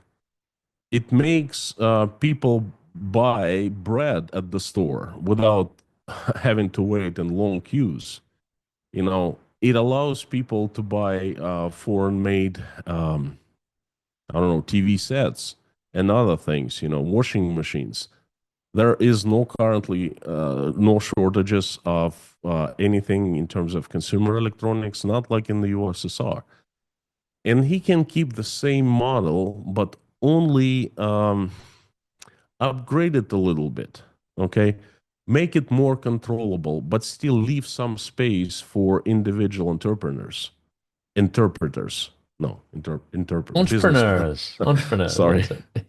my English is far from perfect, but businessmen, people willing to make living, okay? Instead of state-owned companies who are always behind schedule and operate so ineffectively, building apartment blocks. You have these private companies, okay, and things like that. So that's where Putin can excel in the future if he starts building this model. There is a problem of all those soldiers who have been fighting in Ukraine for the past years coming back, but they might be a place for them in that new system too. Okay, there are plenty of Russian engineers who are still in Russia who haven't left. And you can, at snap of your finger, close Russia down, at least for the engineers, for computer programmers. You can still keep the facade of a free country and people can leave at any time. But if you are of interest for the state, they can make it, let's say, to make you live in the country more difficult, that type of thing. And of course, there are plenty of ways to put people to prisons. Remember Sharashki? I don't know if you heard that word. I've heard that word. I've heard that engineers, word. The engineers, Russian engineers, were arrested en masse in early 40s and put into prisons. Instead, they were serving prison time designing weapons. So they organized labs and design centers in prisons. And it's like all engineers inside prisons, they had work and they worked for free for food, basically. Okay, and they designed lots of tanks, guns, planes, and all kinds of stuff. Okay, and very effective stuff as well. Some very effective kit, yeah. In 1945, it was #1. It was surpassing Germans. I don't think there can be a yes or no answer. It's not black and white. It's the grades, the shades of gray. I would say it's not very likely that Putin would do that. Can he try to attack Europe? Of course he could. Now, I think the threats coming from Karaganov, Dugin, Solovyov are just that, empty threats, because they know that if there's a real war with Europe, they would be the very first victims. Karaganov would go among the first ones.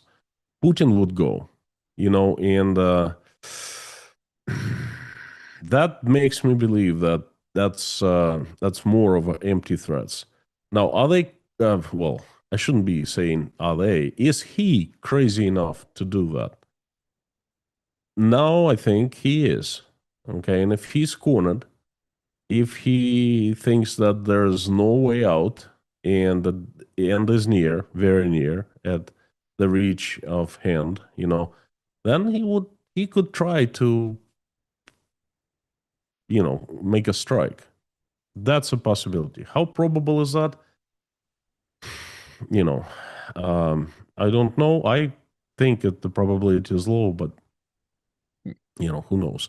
Now, we talked before, a couple months before, that there was a possibility of Russia attacking the Baltic states, achieving easy victory. That hasn't happened. I don't think Russia would do anything in the wintertime. Not the best time for, Russian military with its broken logistics.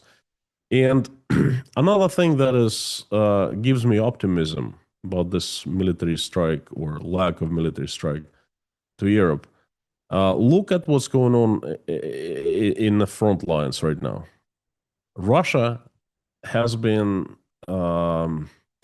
selling Russians domestically and foreigners all over the world this idea that Russia is victorious, Russia is advancing.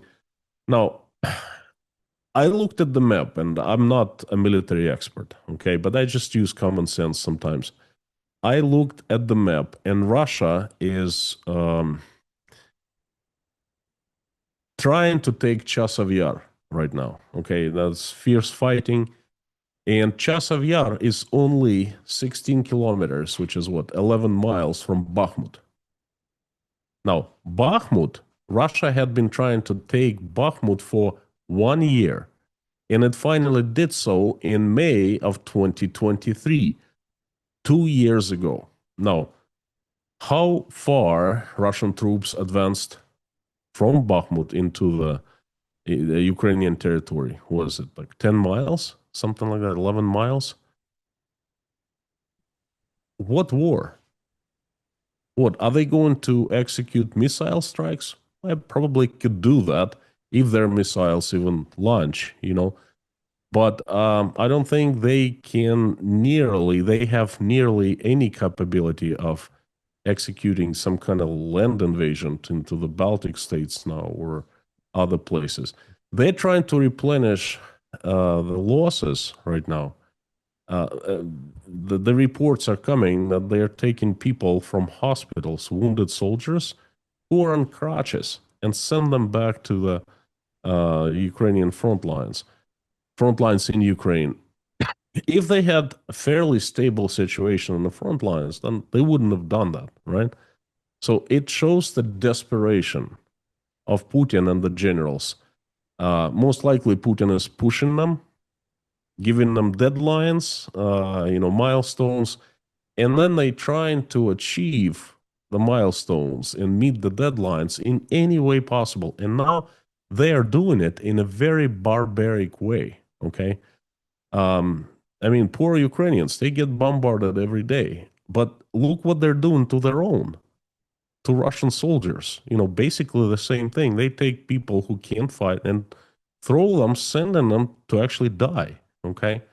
And now not even with equipment. I mean, they're minimally equipped, some of these people. Some are On apparently crutches. On crutches. Yeah. I find this is a very important point right here. Now, we talk of so many different things. How many conversations have we had? 20 plus over 20 or the years? 30 by now. At least 30 probably. 30, Yeah. right, at least 30, right?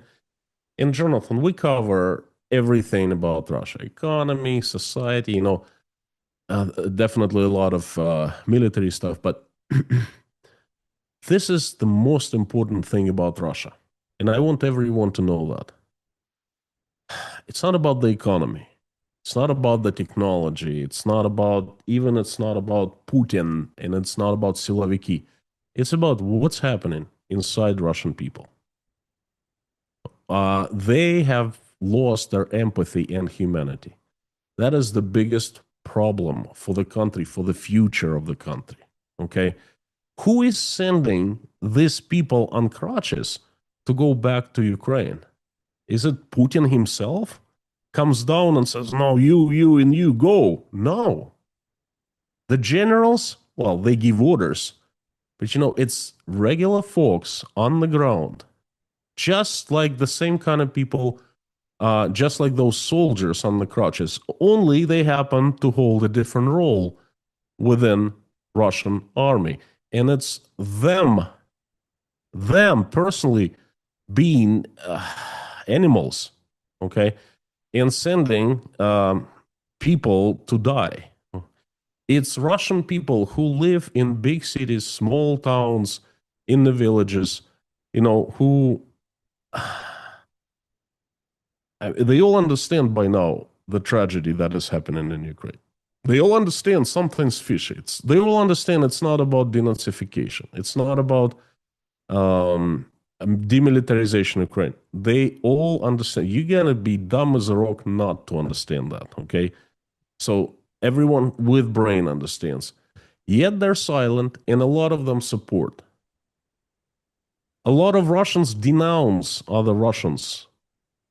They write letters to the KGB, and then KGB knocks on the doors of those people, takes them away, and then sends them to Gulag, to prisons. Okay, it's not Putin doing that.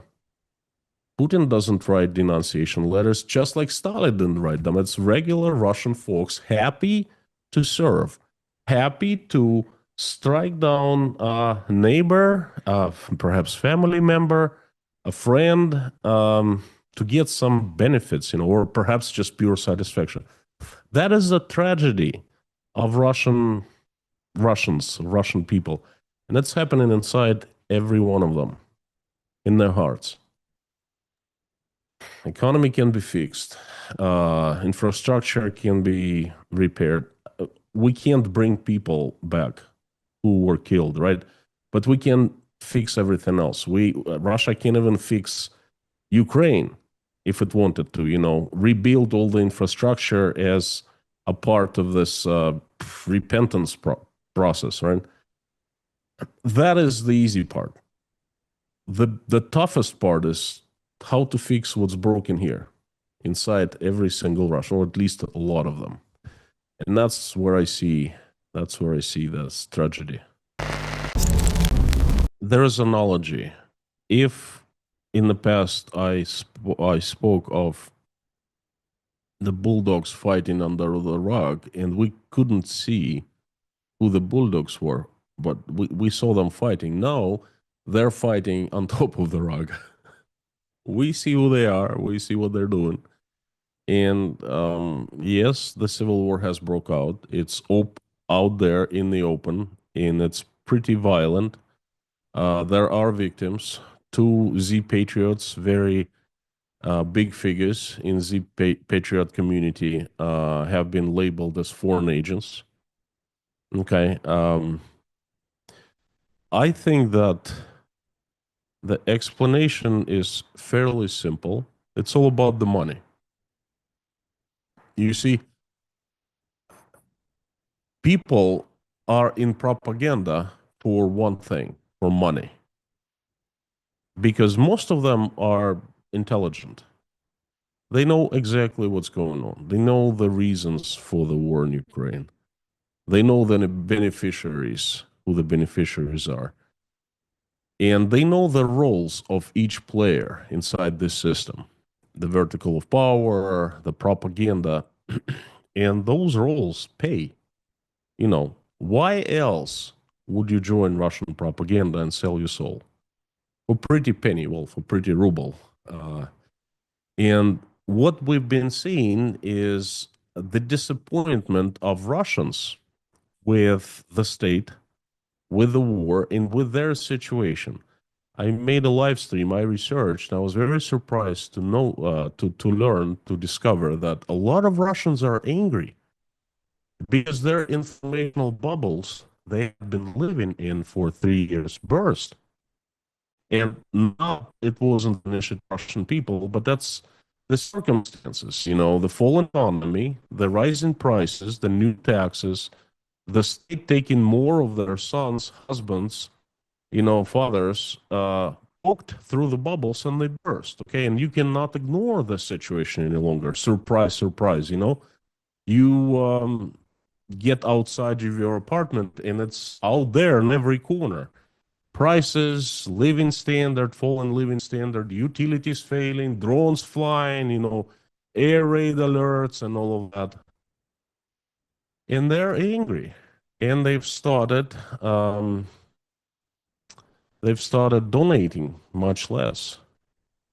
And that's a huge, again, market, well, a source of income for Z Patriots. Okay. That's just a personal story. A person I know in south of Russia, in one of our smaller towns, was approached and asked to do fundraising. And the fundraising was one lady was asking to get money to buy bulletproof vest and some food for her son in the front lines and you know some clothing, boots, and things like that. Your very basic stuff that must be provided by the state, but it obviously is not. So the amount they were raising was it's like $700 or something like that, and so the lady, thank God it's no one in my circle, but I just know this personal story personally. So she started reaching out to her friends, you know, colleagues, people she worked with, and smaller towns, a lot of people know each other, right? So the word got out that she was doing a fundraiser, and she was immediately approached by the professional fundraisers. As it turned out, there were two groups of people operating in just that town who were fundraising on a constant basis. Okay. And they were very surprised that that woman started doing the fundraising. They started threatening her, saying, "This is not your business. This is not your market. Stop right now, or or we do things, and we warn you, don't ever look into doing fundraising again." And she got scared. just to let you know that there are this scamming schemes are going at all kinds of levels. At the very bottom level, in schools, people, it's kids are forced to make candles for the front line. You know, you've seen the reports, and they make masking nets. And then the parents donate money. No one checks where all of that, especially money, goes to and how it's spent. And imagine Solovyov having an incredible resource of accessing millions, tens of millions of Russian people. Okay, and he's been constantly fundraising. That's a unprofessional level. And then all Z-Patriots who have Telegram channels, you know, it's just all you have to do is to subscribe to any of them or just look at them, and you'll see constant fundraisers. So all of a sudden, on one hand, we have this people getting the money and keeping the money, or most of the money. On the other hand, less and less donations given. Okay, so this market is shrinking. The pie is becoming smaller, and then they start fighting for the pieces of that pie. I don't even try to appeal to Russian people I've known for years, for my life, some of them.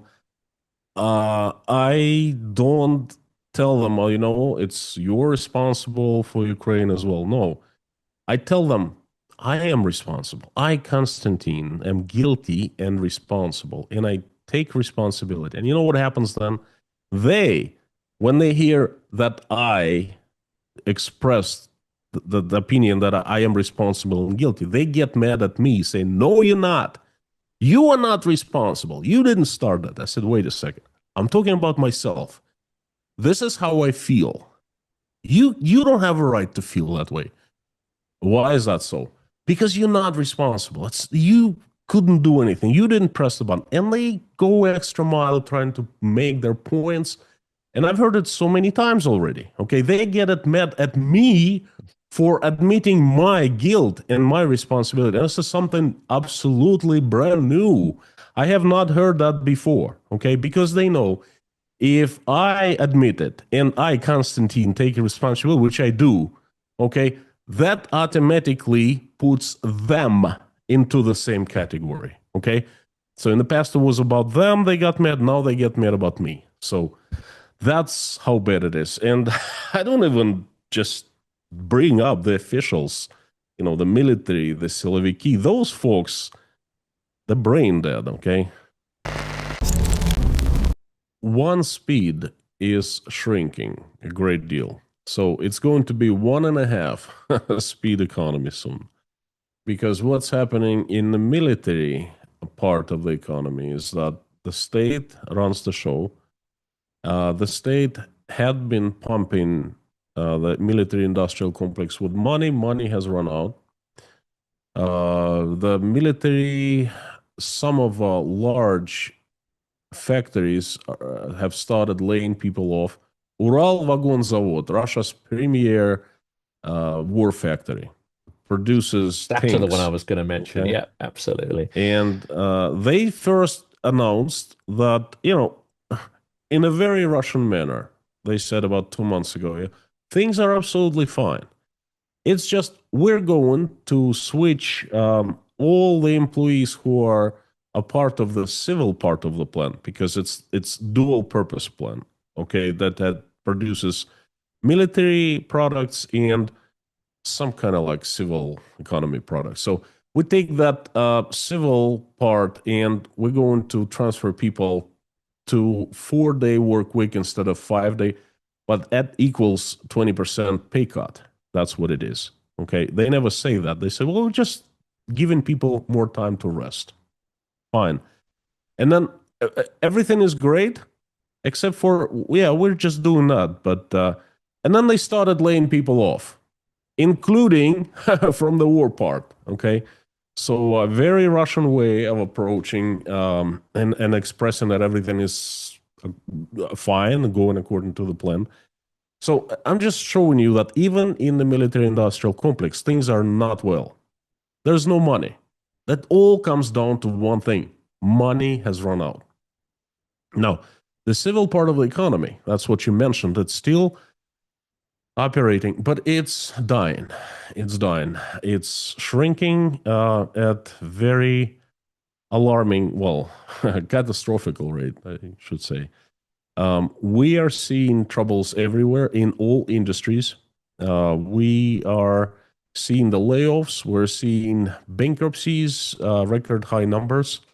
We're seeing companies getting liquidated or going to bankruptcy. So the biggest problem for Russian civil part of the economy is that no one needs it. In the state, they need money. Their goal is to squeeze the businessmen out of money through taxes, licenses, fees, and so forth, as much as possible, because that's the only place where they can get money. Forget about oil, no more. Forget about gas. Forget about mineral resources. Now, people are second oil, they say in Russian, and they trying to squeeze. Well, guess what? You can only squeeze that much. After some time, a businessman says, you know what, I throw in the towel. I liquidate my company and I move out of Russia to go try to do business someplace else. There are many countries out there, okay? And I start seeing that happening. People I know, couple have decided to do exactly that. And quite a few people are considering what to do next. And a possible option is to close down and get the hell out of Russia. Okay, so no one really cares about economic development. There is not such institution in Russia. There is a Ministry of Economic Development. I've been there. Okay, they invited me about 9 years ago to be an expert on energy expansion into other countries. So I went to the Ministry of Economic Development. I saw inside how they operate. Trust me, there's no Ministry of Economic Development. They don't care. They have different goal. They're bureaucrats with one goal, to support the state and to survive in their jobs. That's it. Enrich themselves, So, if they can, they yes, want to. obviously. Yeah. Well, that's their social contract with the state. Each person who enters the vertical of power must be loyal. That's number one. Must obey orders and without any asking any questions. Okay, and do it swiftly. In return, he or she gets nice pay by Russian standards and ability to use power at hand given by the state that comes with the job to enrich themselves. Okay, that's very simple agreement between the state and people who serve the state. That's all. The thing is, they are given orders to get more money, and they don't care if they're cutting the chicken who lays eggs. They need meat now. What happens after, they don't care. It's not their order. The order is to get money now. So I have very, very sad forecast for the second speed. First speed will go on, okay, the military part of the economy. The second speed will shrink a great deal. It will not die off completely, but it will shrink to the point where it's going to be 1.5 speed economy, or perhaps even less so. And this is the start, and it's going to grow. It's like a small fire, it catches up and expands, and then it becomes raging inferno, okay? And I think this is what is happening right now. We start seeing the beginning of the permanent civil war between Z people. And then I think that right now it's just the groups fighting, and then, the KGB will get involved, the politicians will get involved one way or another, because everyone will be fighting for money, using money to get more resources, political resources, military resources, law enforcement, and so forth. Alekhin, this big figure, he felt victim of this war. First victim, well, not one of the first victims. There's a big story. He was caught. He was being taped as he's discussed how to steal. He had $2 million worth of donations, 200 million rubles, more than $2 million worth of donations, how to launder them. Okay. And then he was being filmed covertly. And then he was basically, his punishment, he's not charged with anything, but he is labeled as foreign agent, and he cannot do any fundraising activity any longer. That's illegal. I think they also call them extremist or something like that. But anyway, his biggest punishment is he can't do fundraisers anymore. You have your duties. You have to obey the orders without asking any questions. And in return, you can use the powers that they give you, and the powers can be different. Z people, they have access to a lot of people, so they have informational power. The state prosecutors have power to open, close criminal cases. The KGB people have power to either steal business or protect from others who want to steal it. And the politicians have power of money flow, taxpayers' money flows to the provinces and the expenditures and so forth. So that's the reward they get. And then they use it to enrich themselves. That's very, very, very simple to understand about Russian vertical of power and Russian regime. Not too many people know, and I was very surprised to learn. One of members of Tashkent Breakfast Club, the community of Russian Ukrainian exiles, one of them is former MGU, history professor, very, very solid scientist. He studied history, I guess. Well, he gave us a couple lectures on the origins of this system, and Oprichnina, that was the KGB of Ivan Grozny, and the terrible, right? And then the Oprichnina it got so strong that it was becoming a threat. And then it disappeared. He went after Oprichnina, and then those Oprichniki, they've disappeared. But they actually did not disappear. They didn't vanish into thin air. They became Russia's noble class. All the counts and the nobility, they are originally Oprichnina working for Ivan the Terrible. If Putin is given a break, if he puts everything on pause, then nothing good will happen for Russia in the first place. And of course, there will be other countries will be threatened. The Western civilization will be threatened, I think. But nothing good will happen for Russians. Okay, they will be used as a resource. And then what you said is very important. The thing is, in order for Russia to shine, to be rebuilt, it needs to get rid of this inheritance, Soviet inheritance, perhaps even imperial inheritance. That wasn't done in the 90s, and it should have been done. The politician, very famous politician, Politkovskaya, that was her goal, her mission, to lustrate those who committed crimes against Soviet people. Nomenclatura, the KGB, well, she was murdered. Okay. Without lustration, without complete reset of the system, without Russians repenting, without taking responsibility, there will be no safe, loving, respecting Russia in the future. So that's a must. Everyone who has committed crimes must be investigated, charged, punished, must serve the sentence, must pay the price. these are two different problems.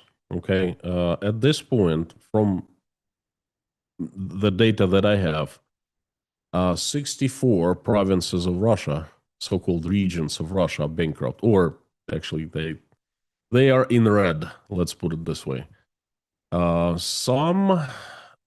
Most of their debt is to the federal budget, and the federal budget is writing those debts off, but it does not provide any more money because the money is needed at the local level to pay all those employees, who are,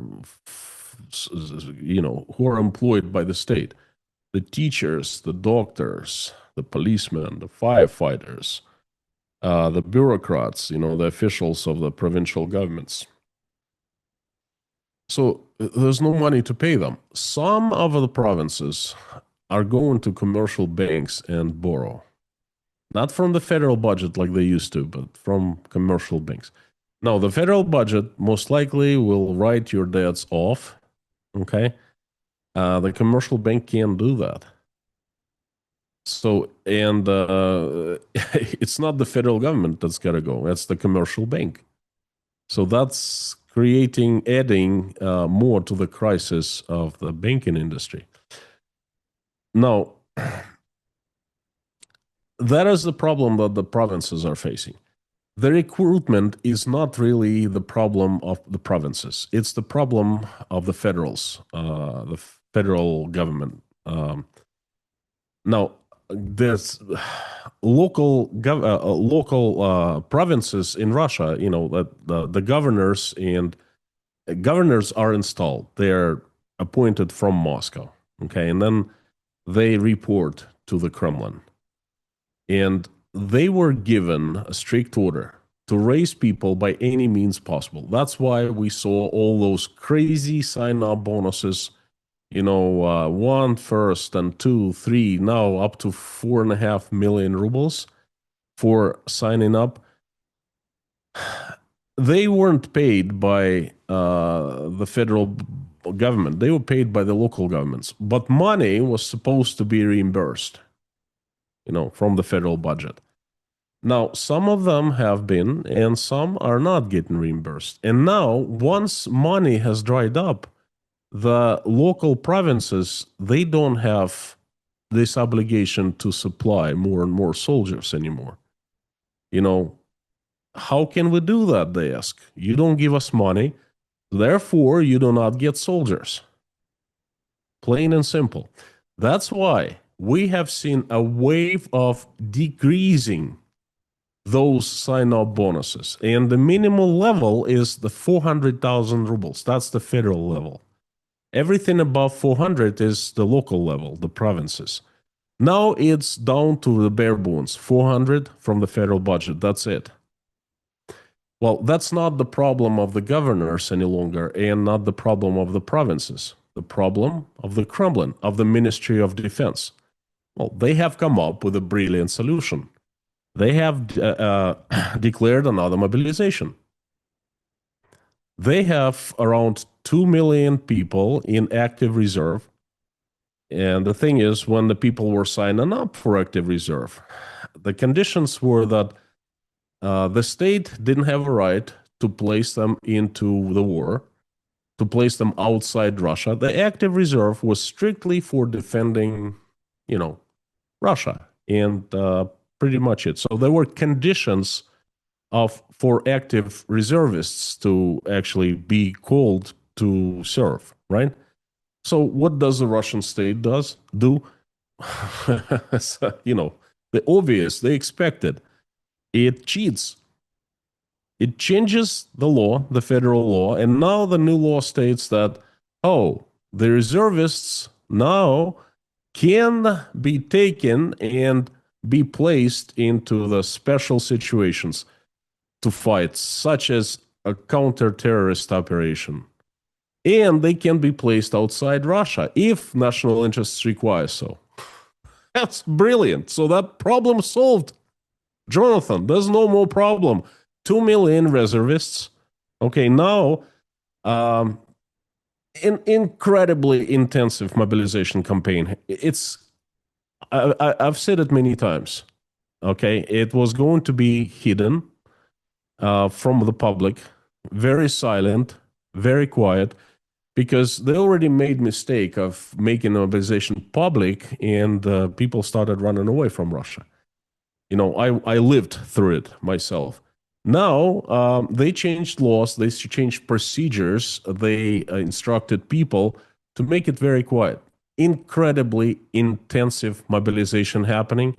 The reason they give in to the reservists is you're going to protect the different civil facilities, such as oil refineries and such. And most likely they will be protecting for some time, for a few weeks. And then those people signed contracts with the Ministry of Defense. They must follow orders. And if their superior comes and says, you know what, there's a decision, there's an order for you to go and be placed, in the front lines.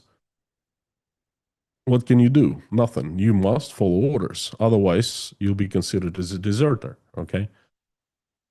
And they are calling people left and right. So it's how they're dealing with this problem of lack of people in the front lines, which is very disturbing news, because that's the only advantage Russia has over Ukraine, a number of people it can call up, it can mobilize. Everything else, as far as I understand, there's no upper hand. But there are 140 plus million Russians, half of them are men. Imagine how many people Russia can call up if it declares war, or if it decides to mobilize a lot more. So that's disturbing. Ukrainian people and the Ukrainian military have been underestimated for a period of several years now. And ultimately, I'm convinced from my reflections in observing from an intelligence standpoint that they will fight with their bare hands if they have to, if they don't have terms that are acceptable to an enduring peace. So this is a design for a 3D printed drone frame. The engines are mounted here. The drone motors are mounted here and here and here. What I can do is export these shapes into the slicer.